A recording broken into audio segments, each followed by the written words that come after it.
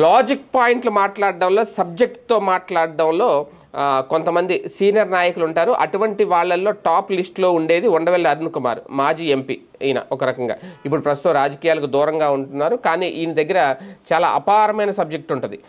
ఏ విషయంలోనైనా సరే అనర్గళంగా సబ్జెక్ట్తో మాట్లాడగలరు. వేగ్గా ఏదో ఒక రాజకీయ నాయకుడిలాగా అయితే ఆరోపణలు చేసేయరు. ఇప్పుడు తాజాగా పోలవరంకు సంబంధించి అదే మాట్లాడారు ఆయన. పోలవరం ఎత్తు తగ్గిస్తే కనుక ఆ ప్రాజెక్టుకి ఎలాంటి ఉపయోగం ఉండదు, నిరుపయోగమే అంటూ చెప్పుకొచ్చారు. ఎందుకంటే ప్రస్తుతం ఆయన నిర్వాసితులకు పూర్తి స్థాయిలో R&R పరిహారం చెల్లించకుండా కాపర్ డ్యామ్ కనుక మూసొస్తే గ్రామాలు ముంపునికి గురవుతాయి అని చెప్తున్నారు. ఈ విషయం మొదటి నుంచి చెప్తున్నారు ఈయన.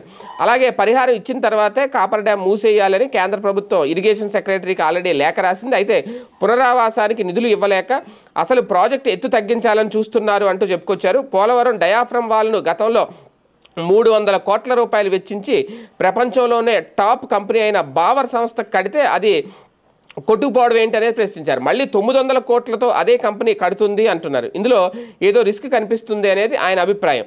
అలాగే డ్యామ్ నిర్మాణంపై కూడా అనుమానాలు ఉన్నాయంటున్నారు. నిపుణులు ఈ విషయం తేల్చాలని కూడా చెప్పుకొచ్చారు. ఇలాంటి వాటిలో ఉప ముఖ్యమంత్రి పవన్ కళ్యాణ్ కల్పించుకోవాలి.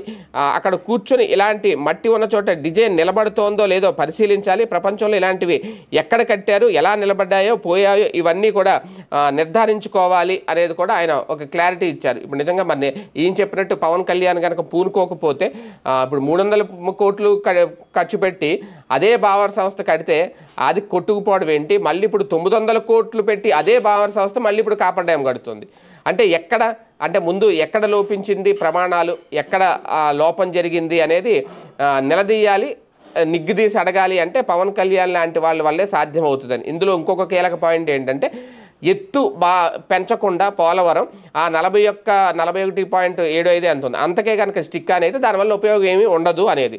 ముందు చెప్పినట్టు 45కు పైగా కడితేనే దానివల్ల ఉపయోగం. కానీ ఎందుకు ఎత్తు పెంచనంటున్నారు అంటే R&R ప్యాకేజ్, నిర్వాసితులు పెరిగిపోతే R&R ప్యాకేజ్ పెరిగిపోతుంది. అది ఇవ్వడానికి కేంద్ర ప్రభుత్వం సిద్ధంగా లేదనే పాయింట్ కూడా రేజ్ చేశారు. మరి దీనికి ఎవరు సమాధానం చెప్తారో చూద్దాం.